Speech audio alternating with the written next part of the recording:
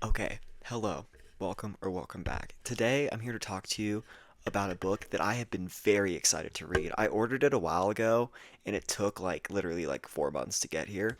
Also, I read this book on vacation, so I was very enthralled in it. I was like every day that I was like not doing something or I wasn't busy, I was reading this book.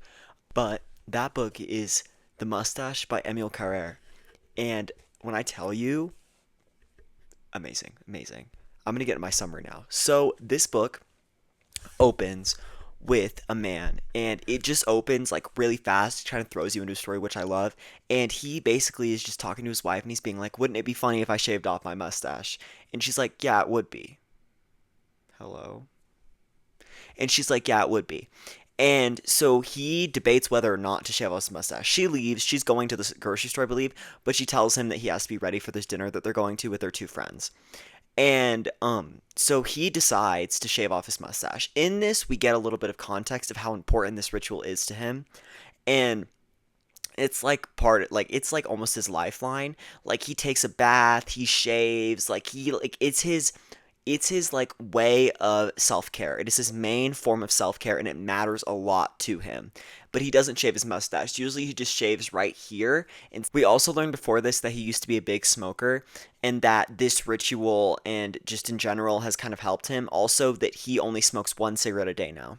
He decides to shave his mustache completely and he has this big tan line from where his mustache used to be. He gets home and head in his hands, he's like looking at the floor basically, and she comes home with the groceries, and she's carrying all the groceries, and he's like not saying anything. And she walks in the room after bringing all the groceries in, and she's like, "You could have helped me," like, and she doesn't say literally anything about his mustache. She looks straight into his eyes and doesn't even say nothing. So after this, they get ready for dinner, and they're in the elevator, and she's talking to him, and he's just not even paying attention.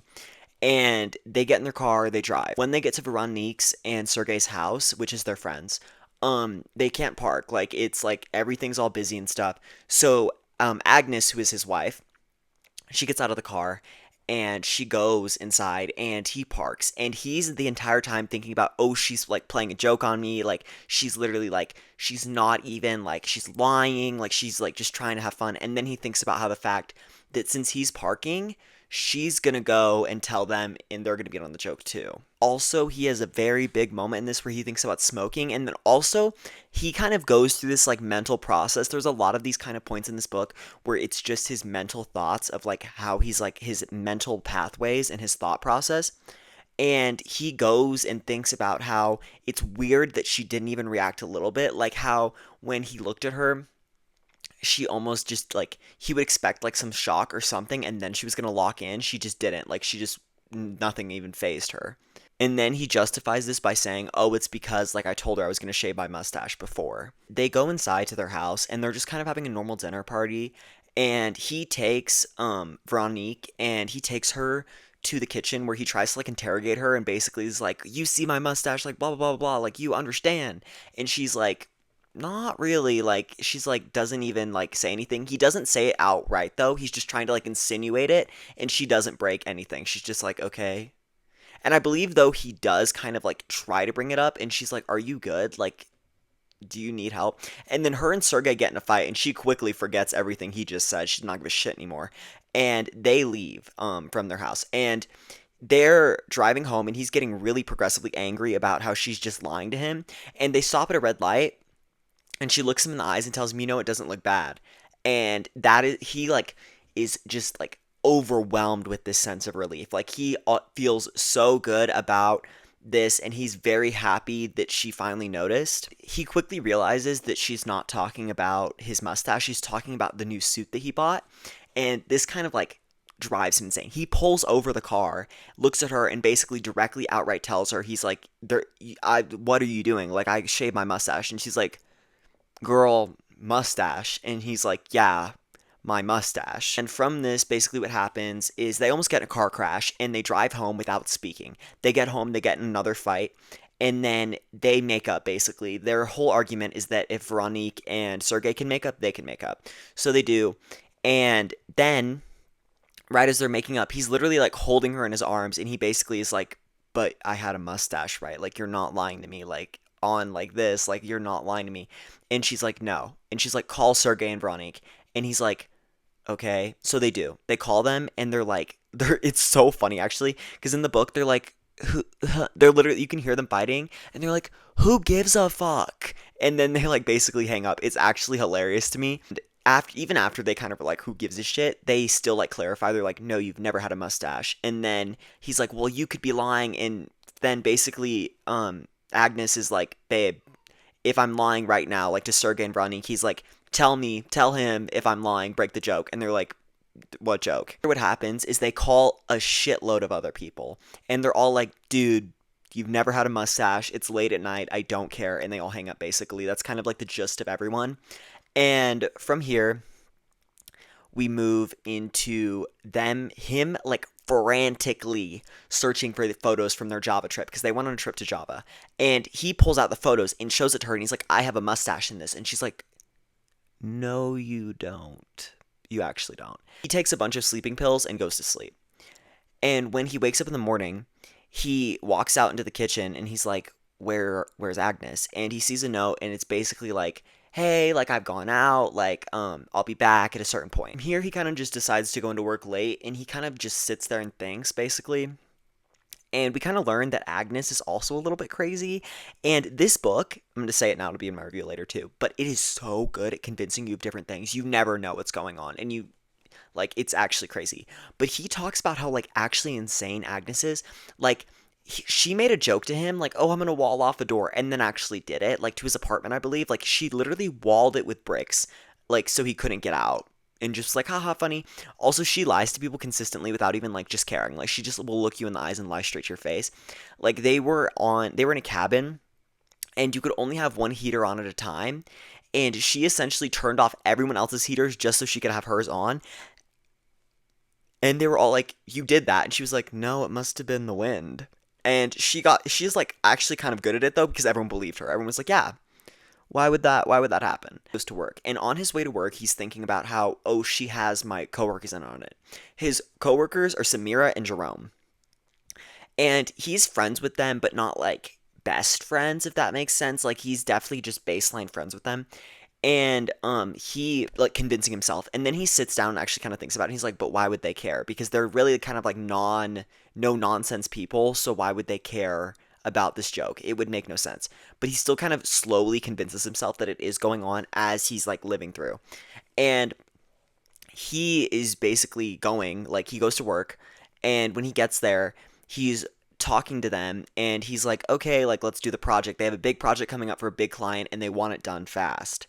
So during him working, he smokes his cigarette that's usually reversed for lunch. His one cigarette of the day is then working. He's an architect, so he's drawing, right?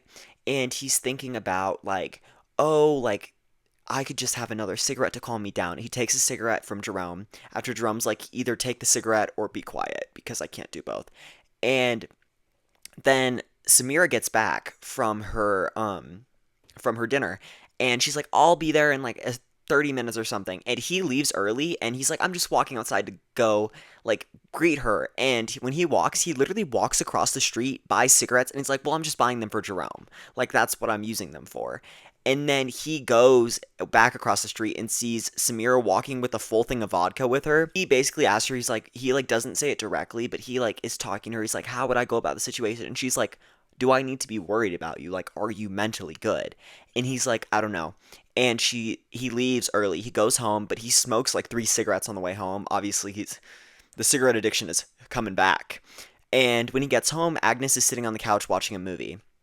And he gives us this unhinged plot rant about this movie, and this is part of the book where I'm like, oh, why did we need that? We did not need this unhinged plot rant. After this unhinged plot rant that he gives us, she gets up and essentially goes to bed, and once the movie's over, and he's like, did you take the trash out? And she's like, yeah, I did. Like, don't worry about it. Like, I'll see you in bed in a minute.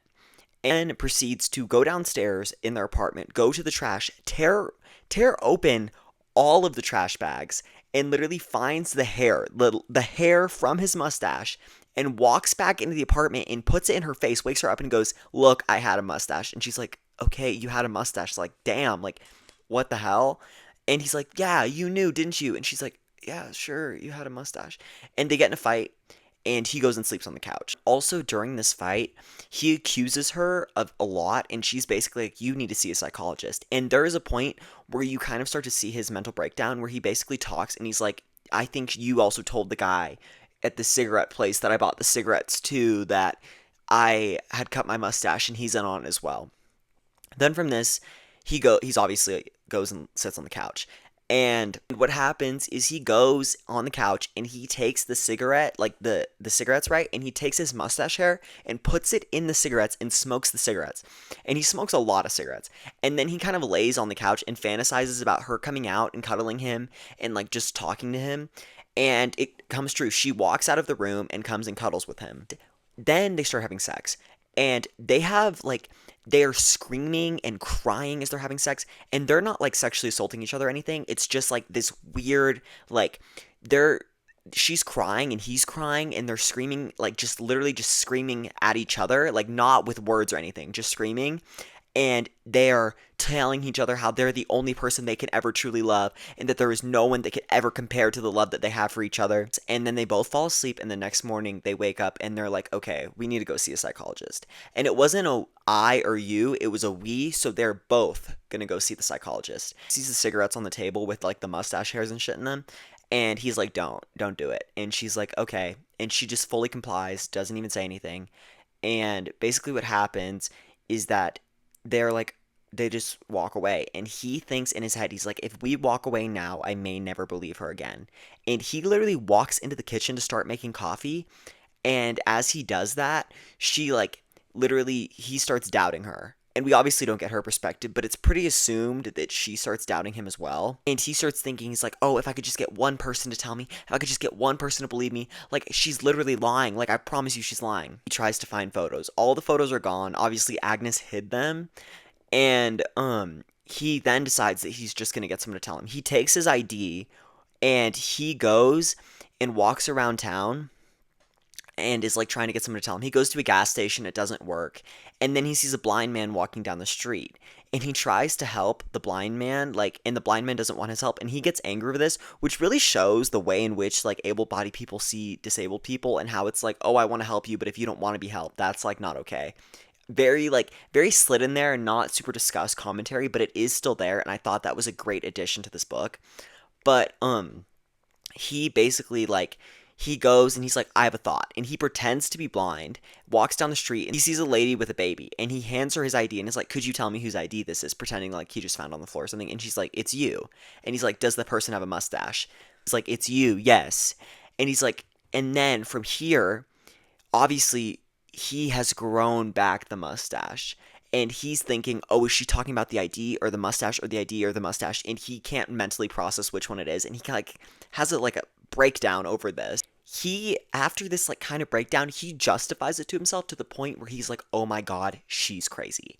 And he calls everyone she knows. He calls her boss. He calls family. He's like, oh my god, she's having a breakdown. Like, don't deal with it. He calls a psychologist for her. He's like basically like trying to take over her life and put her in the psychological hold. He literally calls Jerome and he's like, I don't give a fuck about, he literally verbatim says, I don't give a fuck about you or this job, and hangs up on him. And he's like, yeah, like my wife's in danger, like I gotta protect her. And they have dinner that night, and they don't have dinner that night. He goes home and asks her if she wants to go to dinner, and she says yes. They go to dinner. They make plans with Sergey and Veronique before they go to dinner. Then they go to dinner. When they get to dinner, he buys alcohol. And on the way to dinner, they're like rubbing up on each other. They're like doing, like kissing, like all this stuff. Super romantic. And he buys alcohol at dinner, and he gives them his ID. And she takes the ID from him, and I shit you not, rubs off the mustache. It was marker. That ate. But then after this, she's like, pulls like a razor out of her purse and starts scraping off his mustache. So he just convinces himself that, oh, she's crazy, like she's trying to like ruin the mustache, like she's just trying to justify it to herself, further implying that she is insane and that he needs to help her, basically like having his savior complex over her. In his mind, he basically like threatens to attack her almost, like he's heavily considering like hitting her. And they go home. And when they get there, they just go into this weak cycle of having sex, fighting, making up, taking sleeping pills. And one day he's laying there after Agnes had gone to take a nap, and he hears the answering machine of Jerome calling him and being like, dude, what the hell is going on? Like, this is actually insane. And he kind of is still having like a breakdown. Like, he's having a spiral. And then when they're having sex, Agnes looks at him. She's like, I know you think I'm crazy. Like, I know you think I'm insane. Like, I know you believe that. They're under a blanket that they got from Java. And she's like, we have never been to Java. This is our family got us this blanket. And ate, devoured. And he's like, well, where are all the photos from Java? What do you mean, Java? Like, you're. And then she's like, well, we've never been to Java. And he just assumes that she's doing it, like, for her own mental health, that, like, she's insane. And the next scene is them literally cuddling under the blanket from Java, telling each other how much they love each other. Absolutely love. Absolutely love. And they've obviously started sleeping apart. So after they're done cuddling, he gets up, he takes the sleeping pills from her because he's worried she's going to kill herself. And he walks away. And she's like, can't be too careful. And he's like, I think we're both crazy. He walks into the living room and he calls Jerome. He is desperately looking for these photos as well. Jerome doesn't answer and he decides to listen to the whole answering machine. After he does, one of these answering machines is his dad. And then after he listens to it, he realizes he hasn't slept in 2 days and he hasn't taken care of himself in like a week. Like, they've been so incredibly in obsession with each other, like so like together, that they don't even care about their physical needs anymore. He wakes up the next day, Agnes is gone. And then he calls Jerome and he's like, hey, like, have I ever had a mustache? And Jerome's like, dude, no, like, what the hell is going on? Like, you are acting actually insane. Like, you need to get help. And he's like, you, like, this is weird. Like, you are actually going crazy. And then he's like, Agnes comes home, she takes the phone, she writes down a psychologist's number, and she's like, I guess you are the one who's crazy. And you can see it in her eyes, he literally writes about it in the book, that she's very relieved to find out that he's the one who's crazy and it's not her. Since they've like decided he's crazy, he's like, can you cancel on my parents for dinner? And she's like, yeah. She goes and calls them, she cancels, and then she's like, what about the dinner with Sergey and Veronique? She literally looks at him and goes, who are those people? Who are Sergey and Veronique? Love. Love, love, love, love. Great, great, great, great. And she's like literally looking at him being like, I think you're like actually insane. She's like, I've never been to Java, like, we've never done this, we've never done that. He asks her about Sergey and Veronique. She looks at him and basically like drops to the floor and starts looking at him being like, no, no, no, no, no, no, that, no, no. Love. After this, she gets up and he asks her about his dad. She's like, your dad's been dead for a year. He's like, and she's like, yeah, your dad's been dead. And he's like, oh, okay. And he takes sleeping pills and he goes to bed. And after he goes to bed, he sits down and tries to walk out, and he sees her sobbing. He goes back in the room, sits down, and he's like, okay, I need to get out of here, basically. And he's like, Jerome and Agnes are having an affair. They want me dead. That's why this is all going on. He like wonders why they would do this. He's like, I obviously don't know the full story. That's why they would do this. And he gets up, runs out of the apartment. And Agnes is like screaming down the banister for him. He just keeps going. He just keeps running. And he goes to his parents' house. Gets there, it's an apartment complex. He can't really remember where the parents' house is, but after a while, he kind of finds it, and he thinks about how can he remember a place he lived for 10 years. He knocks on the door, and then he kind of discovers that no one has lived in this apartment by his dad's name ever. Like, and he's like, oh, what the hell? And from here, he's like, okay, I don't know what to do. So he decides to call the house and have Agnes come to his parents' house, right?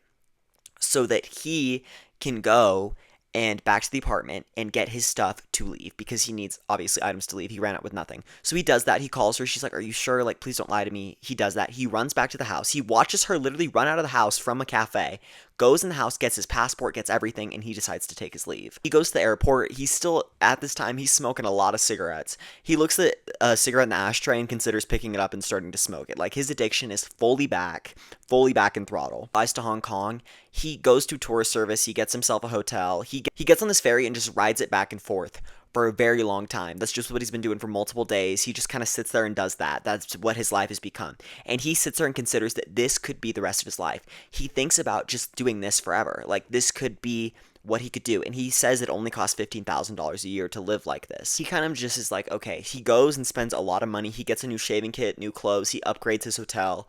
And he's like, this could be my life. Like, this could be what I do, I guess. And he gets on the ferry some more, but he's trying to process how he could possibly stay here, and he realizes that without a visa, without proper anything, there's no way he could stay here, and that kind of like slowly breaks him down in the way that he realizes that at some point he would have to go back to France. He is shaving in between every action. There's a bunch of pages of him just shaving, like that's what he's just been doing. And he wakes up and he rides the ferry a whole bunch, and he meets this old guy, and this old guy's like, I'm taking a boat to Minot if you want to come. And he's like, sure. So he gets on this boat with this guy, kind of leaves everything behind, and just goes to all the way there. And this guy takes him in his car, he drives him to a hotel, and he's like, this is a good hotel. It's not where all the tourists are. You'll be fine here. And he's like, I'll meet you for a drink at some point. And he goes up and stays in his hotel room. And he smokes a bunch of cigarettes to the point where it's literally like the room is full of smoke and it's like rancid. And he decides to go out. He goes out, he like walks around the streets. He goes on a tour bus and just kind of floats about through the city. And he asks the police officer for help getting back to his hotel.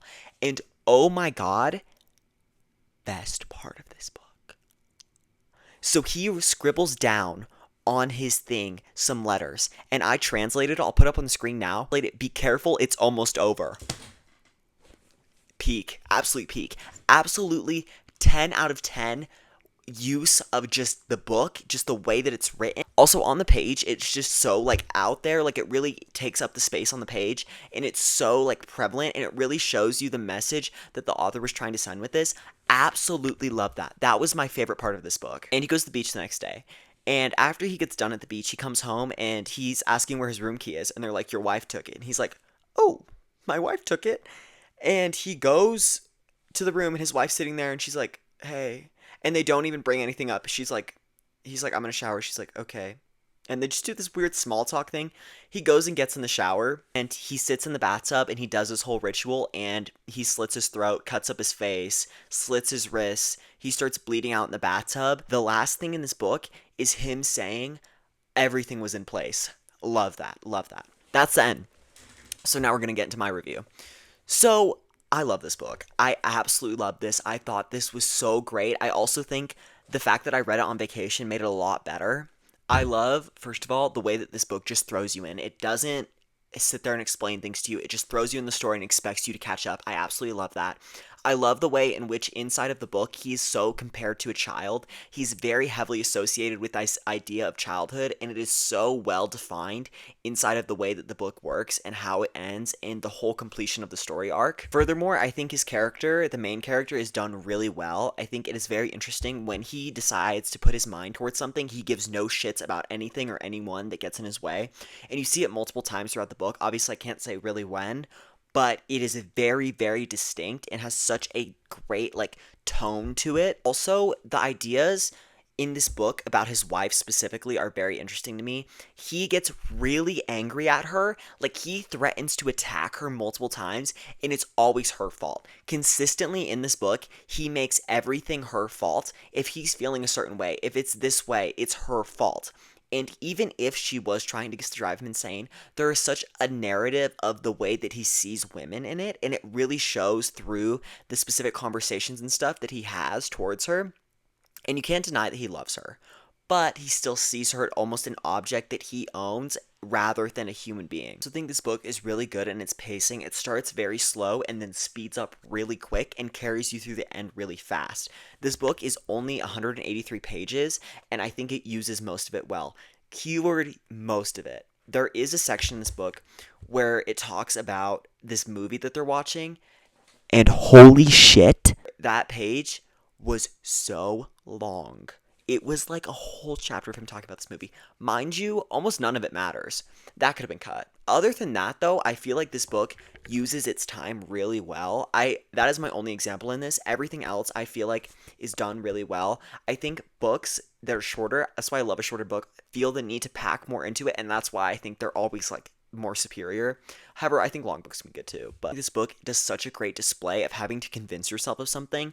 It is very well shown in him and his wife, the way that they have to mentally do these gymnastics to convince themselves that they are in the right in multiple ways in this book. Throughout the entire thing, he is convincing himself that his wife is crazy, and she's trying to convince him that he is crazy. And they are consistently pushing against each other to decide who's more crazy. And in the end, I mean, we don't know. You really don't know. but I think it does such a great job of trying to convince the reader as well. Throughout this entire book, I was consistently convinced that one of them or the other one was insane. It pushes you in both directions and pulls so well that it reaches this great equilibrium. I think it is so well done in the way that it convinces you that the characters are actually insane, and you don't know it's true or not. You really don't. You have no perception of if one person's lying or if the other one's lying. It is so great in the ways in which that it can convince you of something so quickly and then smack that down really fast. Like it is I have read a lot of books with ambiguous endings or things that don't fully make sense. I think this is definitely a superior pick. I don't think it's the best. I think I've read a little bit better, but I think it is definitely great at what it does. More on his wife, I think he breaks her down mentally to convince himself that he is more superior over her.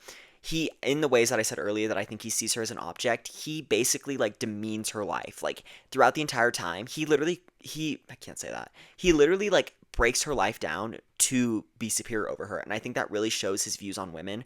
Furthermore, I think that the ways in which he tries to break her down mentally is not just a view on women, but a view on people in general. I think we as humans consistently like to break other people down to smaller pieces and break down complexity in other human beings to make ourselves feel better about doing something bad or talking bad about them or just generally being not super kind to other people and trying to not mentally process the fact that other people are fully as complex as we are. And I think this book does a great job of showing that. It is so well done in the ways that they break down other people into small little tiny bits so that they can feel better when they're trying to dehumanize them. And in overall society and people and women and men, it is done so often, and in this book is presented in almost every single direction, and I absolutely love that. On top of that, I think this book is a great example of thinking that someone else's life revolves completely around you. I think especially when it comes to relationships, people tend to believe that about other human beings. And I also think the idea in this book is expressed really well from both parties, Agnes and him, that they both tend to believe that the other person's life revolves completely completely and with no other meaning around them. They essentially see them as having no meaning outside of the connection to each other, and it is shown very well in multiple scenes in the book how they view each other. This book is really well done in the way that it quietly changes things without you knowing. Things slowly happen until it's fully avalanching. You don't see the avalanche until you turn around to look at it when the book wants you to. It doesn't let you see things before it wants you to see them. It really is great at making things very slowly happen, and it is great so you can trace things back and realize where it happened, but you don't obviously see it until it is explained. I love this book showing in the ways in which we almost use other people to validate ourselves in some ways, specifically when it comes to Jerome. I wouldn't say how, obviously, but when it comes to Jerome, he is very much baselines his actions off of Jerome to make himself feel better about what he is doing. And you'll know exactly what I'm saying if you have watched the summary. I also think this book, the sex scenes are done in such like a way that they really show the connection between two people. I have read one other book that I can think of off the top of my head, The Need, that did it very well like this. They are very intentional and done in a very, very like very way they're done in a way in which that it shows the connection between the people and how horrifying it is. This book is amazing at showing horror through sex. It is so great at showing this deep desire and connection between people and how that almost corrupts in certain aspects of a relationship. So on top of the sex scenes, I think the screaming, the crying, the laughing in this book, the just human sounds are done so well. I have read a lot of books. But like this I would honestly give the best title for human sounds. It is done so well in the way in which they express like screaming, crying, like it really shows you the emotions without having to spoon feed you them, and I think that is so great, and I think more authors should use like human sounds more and use them for the full versatility that they have. This book, absolutely 10 out of 10. It's showing the ways in which humans get in our own head. It is so good. It's showing how we as people tend to dig ourselves into these giant potholes and then sit there and ruminate in them for so long to the point where the original intention of it isn't there anymore. The characters in this book, both main parties, the wife and the husband, are great at doing this. It shows the ways in which they build themselves into these holes and then the parallels of them and how they are not going to communicate to each other about where they're sitting, but they will sit there and dig further and further down until there's almost no way back up. Also, I think the ways in which it shows how human communication can break down when there is a lack of communication, when we assume, when we are not thinking, when we assume what other people are thinking. It really shows how assumption is the thief of like communication. It is we assume what other people want or what they know, but we don't know. I also think even deeper than just the connection of the getting in your own head, you really see inside of his mind in other aspects of getting his own head. His smoking addiction, things like that are so well developed in this novel, and it really shows the ways in which the addiction can creep back onto you. And it is the ways in which his articulation of it in this book is done so well. I also think this book is really great at showing how humans replicate other humans' behavior. We have all had a friend or a family member that we start to say words that they say. This book expresses that so well in mental state. Like, it is so incredibly explicit in the way that it shows that as humans, we really do have such an effect on each other, even just being around in general. Like, we are really so affecting each other's mental state and language and other things. It is such a connection between these two characters, and it shows how this connection bonds them in the ways in which they give and take from each other. I also think, even outside of that, in friendships you see it. Even in their friendships you see it. In the beginning of the book, there is a thing that happens between their friends, and they replicate it, showing the connection that we have between other people and how that builds into who we are as people. I also love the quote. I'll put it on here if I find out who said it, but we are the accumulation of all the people we have met. This book displays that so well. Absolutely great. Absolutely great. It shows the ways in which we build our lives off of other people's and how we are so reliant on other people to build ourselves. I love how this book displays it, the ways in which trust can be abused. It shows it multiple times in multiple different facets, and I think it is such a great exploration of trust in general. How when you trust someone fully and completely, there is such a way in which that can be taken and used. We see this all the time in every aspect of the world, that trust is such a open wound to the people who sit in front of it. I also think this book does a great job of displaying the ways in which people justify big actions onto small actions. It shows consistently through the main characters the ways in which we can take a small action and justify a bigger action on top of it just because of the way that we want to see something. I love the way in which this book will show you something and then smack it down right away. It doesn't let you breathe for a long period of time. It really, the only breather is at the end of the book, and I think that is so great for a book that functions this way. I'm going to get into more of the themes. So, first things first, I think one of the main themes is pull your head out of your ass. Essentially, like, you need to be not stuck in your mind because that will cause breakdowns. I think we often spend a lot of time in our heads, obviously, because you're there all the time. But I think this book is a great display of how when you sit in your mind too much, when you're thinking about yourself too much, you will start to break down. You will start to lead on lines and follow trajectories that aren't necessarily true to almost give yourself something to think about. Also think another theme in this book is male overreaction and human overreaction in general. He consistently overreacts to his wife, thinks about attacking her. I think that's the male overreaction. I think human overreaction, though, is explored more widely in this book. I think it comes from both sides. It comes from him obsessing over her and her obsessing over him. It is very, very interesting in the ways in which this is done. I also think this book is a great example of short but strong. I am consistently thinking small books are better. I think this is such a great example of what a small book can be and how you can fit so much into a small book. I also love how this book comes full circle. It completes in such a way that almost loops it back, and I love a loop. I love a way that I can just reread. I would reread this again so many times. It is just so, like, concise and, like, just great, just great. So there are so many points in this book that it has these little touches that are added.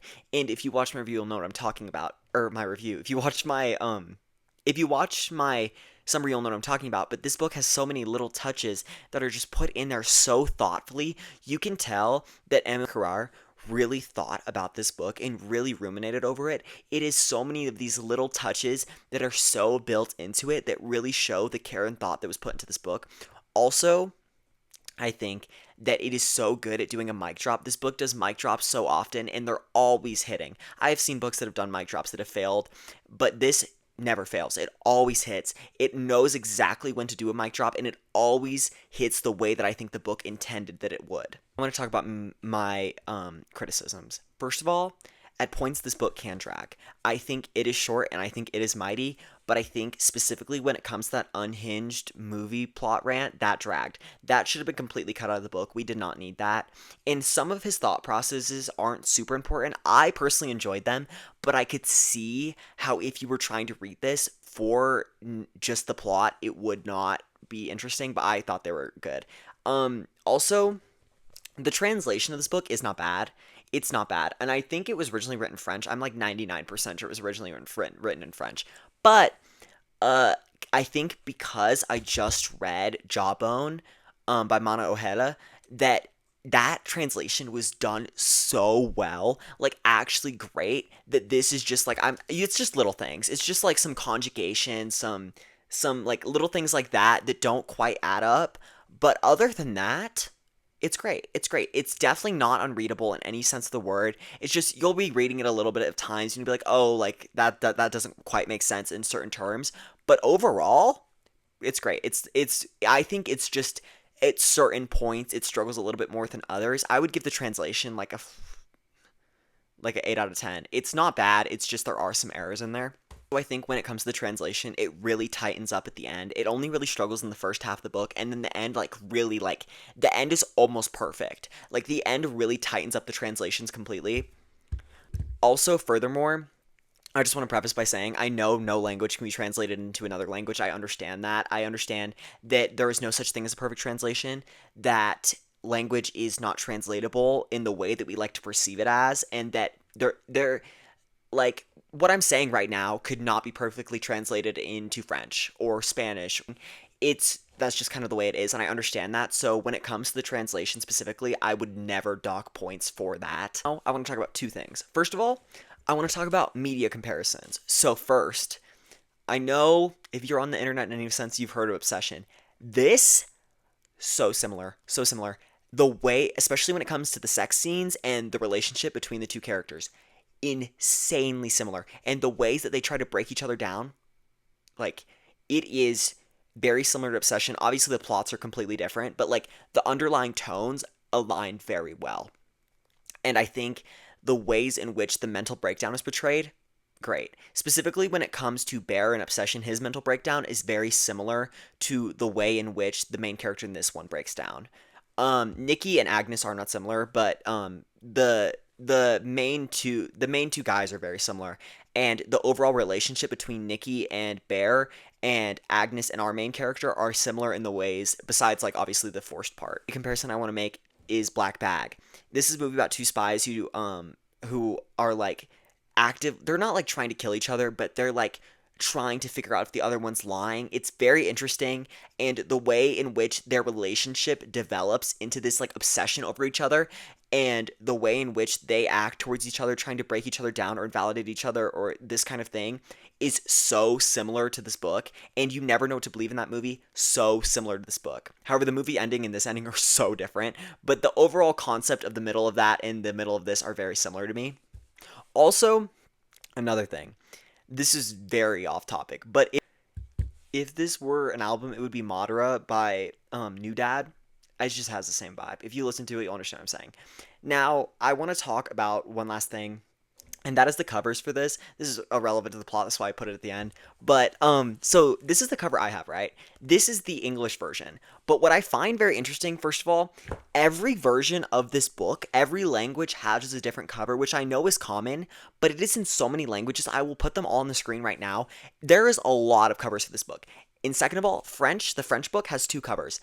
there is the one that I'll put on screen, and then there is the good one. The good one will be the one in the thumbnail. That cover is great. I don't understand why they changed it to this. I understand it's like the minimalism like idea, like with a lot of books they have like this kind of vibe, but I just love the original cover. It's just so good. I don't understand why they changed it to this, but I just find all the different covers very interesting. I know a lot of books have very different covers, but I haven't seen a book that's not like a very heavily known classic with as many cover variations as this has. I love this book. I thought it was 5 stars. I see how it could not be for someone else, but I just absolutely loved it. And that's it for me.